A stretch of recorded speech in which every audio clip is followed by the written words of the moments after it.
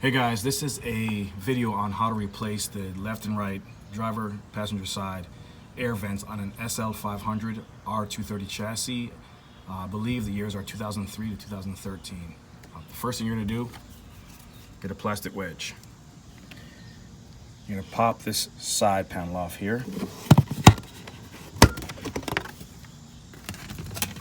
You're then going to see a bolt right here. It's a Torx T8.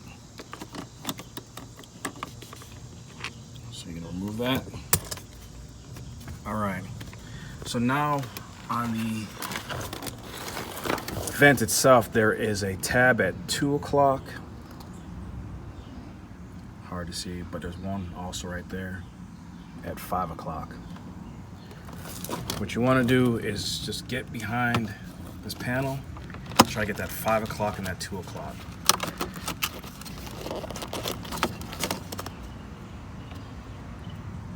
Here is that hole, and here is the 2 o'clock clip and the 5 o'clock. And all you need to do to reinstall is do the opposite.